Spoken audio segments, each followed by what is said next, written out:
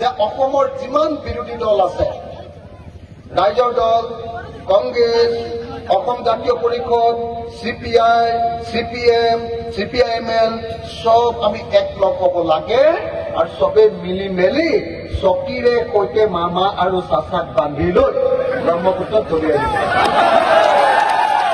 হয় নে নহয়?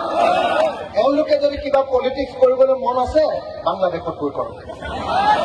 ব্ৰহ্মপুত্ৰত দি দিলে বাংলাদেশ গুচি যাব নাই? তেওঁলোকে তাত পলিটিক্স কৰক, অসমত আৰু হিন্দু মুছলমানৰ কাজিয়া কৰাই থাকিব নালাগে।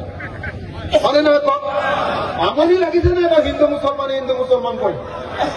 আমনি লাগিছে নে নাই? আৰে কব লাগিছিলে যে বস্তুৰ দাম কমা, কয় বোলে মুছলমানে দেশখন খালে। হয় নে নহয়? আমি জানো যে মুছলমানেও দেশ পোৱা নাই, হিন্দুৱেও দেশ পোৱা নাই, খ্ৰীষ্টানেও দেশ পোৱা নাই, দেশ খাইছে হিমন্ত বিশ্ব শৰ্মা আৰু অজৰুদ্দিন আজমলে। হয় নে নহয়? তেওঁলোকে দেশখন খাইছে। গতিকে এওঁলোকক যদি ব্ৰহ্মপুত্ৰত বিসৰ্জন নিদিওঁ তেতিয়াহ'লে কোনো পধ্যে দেশৰ মানুহবিলাকে শান্তিত খাবলৈ নাপাওঁ। আপোনালোকে চবকে চাওঁ, মই এটা হিন্দু ল'ৰা, তেওঁলোকে কৈ থাকে যে ভাৰতখন হিন্দুৰ দেশ, আমি হিন্দুৰ দেশ বনাম। তেতিয়াহ'লে মোৰ কাৰণে পেট্ৰল আৰু ডিজেলটোৰ দামটো কমাই দিয়া মুছলমানতকে। হয় নে নহয়? আজিৰ দিনটোত আপোনালোকে পেট্ৰল কেইটকা কিনে? কেইটকা? 100 টকা। ঠিক আছে, মুছলমান মানুহক 100 টকা দিয়ক, মোক 50 টকা দি দিয়ক, মই হিন্দু। হয় নে নহয়? তেতিয়া মই হিন্দু দলটো ভাল পাম। বস্তুৰ মূল্যটো চবৰ কাৰণে সমান, কিন্তু ইফালে তোমালোকে হিন্দু উদ্ধাৰ কৰা। হয় নে নহয়? এইটোতো নহব ভাই, এইটোতো নহব ভাই। মই আপোনালোকৰ ইয়ালৈ আহি থাকোতে যেতিয়া আহি আছো, মই দেখিছো যে দবকাৰ চবৰ ঘৰৰ মানুহৰ ঘৰতে ঘৰে ঘৰে ঘৰে ঘৰে ঘৰে ঘৰে তামোল গছ। মোক তেতিয়া কলে, মই যিখন গাড়ীত উঠি আহিছো, গাড়ী চলাই এখন ল'ৰাজনে কলে যে দাদা, দবকাৰ মানুহবিলাকে খেতিৰ পাছতে আটাইতকৈ বেছি ইনকাম কৰে তামোল বেপাৰ, তামোল বেছি।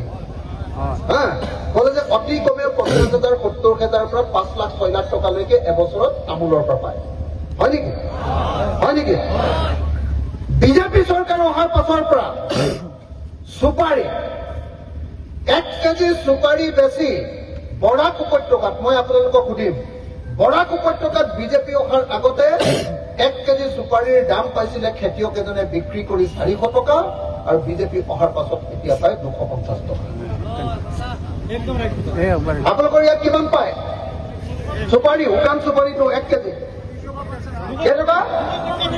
250 টকা। সেইটো সমানে। আগতে কিমান আছিলে? 400ৰ পৰা 500লৈকে পাইছিলে। হয় নে নহয়? এই যে 400ৰ পৰা 500 টকালৈকে পাইছিলে, কেনেকে খেতিয়ক বিলাকৰ, হিন্দু মুছলমানৰ ৰাজনীতি কৰি কেনেকে খেতিয়কৰ পেটত ঘূৰ মাৰিলে দেখিলে নে? কেনেকে দাম কমি গ'ল, বস্তুৰ দাম বাঢ়িছে, খেতিয়কৰ বস্তু কেনেকে কমি গ'ল? কেনেকে? কাৰণ আজিৰ দিনটোত হিমন্ত বিশ্ব শৰ্মা চৰকাৰে 1 কেজি চুপাৰীৰ পৰা 55 টকাতকে চিণ্ডিকেটৰ 2 নম্বৰী ধন তোলে। বুজি পালে নে নাই? কি কলো? কি পালো? কি কলো? মানে কি কৰিলে যে চুপাৰী বিক্ৰী কৰিব নোৱাৰিবা। চুপাৰী ম্যানমাৰৰ পৰা আনিলে সেইটো চুপাৰী বিক্ৰী কৰিব নোৱাৰে। হয় না? কিন্তু আমাৰ ইয়াত উৎপাদন কৰা চুপাৰী কিয় বিক্ৰী কৰিব নোৱাৰে? এইটোতো আমাৰ চুপাৰী, আমি বিক্ৰী কৰিমেই। হয় নে নহয়? ম্যানমাৰৰ পৰা চুপাৰী অনাটো বিক্ৰী কৰা বন্ধ কৰিব পৰা নাই। আমাৰ লোকেল চুপাৰীটো বন্ধ কৰি কৈছে যে গাড়ী যদি পাৰ হ'ব লাগে ৰাস্তাত হিমন্ত বিশ্ব শৰ্মা চৰকাৰক এখন গাড়ীৰ পৰা 12 লাখ টকা দি যাব লাগে। এতিয়া কি হৈ গ'ল? এতিয়া চুপাৰী আপোনালোকে বিক্ৰী কৰি আছিলে 400 টকা, চুপাৰী এতিয়া 250 টকাত বিক্ৰী কৰিব লাগে। 150 টকা আপোনালোকৰ মোমায়েকে সেইটো খাই পেলায়। এইটো হিন্দুৰ পৰাও খায়, মুছলমানৰ পৰাও খায়। কথাটো বুজিলে? বুজিলে নে নাই? তাৰমানে মই কি কৈছিলো আহিয়ে মুছলমানৰ দেখুৱাই দিয়ে বাহিৰত ভিতৰি ভিতৰি লুটন কথাটো বুজিছেনে ভিতৰি ভিতৰি লুণ্ঠন কৰাৰ বাহিৰে বেলেগ কোনো ৰাস্তা নাই ভিতৰি ভিতৰি লুণ্ঠন আৰু বাহিৰে বিহাইৰে হিন্দু মুছলমান গৰু বিক্ৰী যে বন্ধ কৰিছে কেলে মানুহে বাহিৰত ভাবি আছে যে অকল মুছলমানক ডিষ্টাৰ্ব কৰিবলৈ গৰু বিক্ৰী বন্ধ কৰিছে ঐ আগতে এক যোৰা গৰু বিক্ৰী কৰি যদি 55,000 টকা পাইছিলে মাজুলীৰ মানুহে ধেমাজিৰ মানুহে লখিমপুৰৰ মানুহে শদিয়াৰ মানুহে ডিব্ৰুগড়ৰ মানুহে একযোৰ গৰু এক খাল গৰু বিক্ৰী কৰি যদি 55,000 পাইছিলে এতিয়া সেই খাল গৰুত 35,000 টকা পায় কিন্তু গৰু মাংসৰ দাম কমিছে নেকি কিমান বাঢ়িলে আগতে 100 টকা আছিলে মোমাই দিনত কেইটকা হল 400 টকা 500 টকা কিমান বাঢ়ি গল 400 টকা মোমাইৰ দিনত গৰু মাংসৰ দাম বাঢ়িলে মোমায়ে গৰু মাংস নাখায় কিন্তু গৰু মাংসৰ পৰা পইচা খায়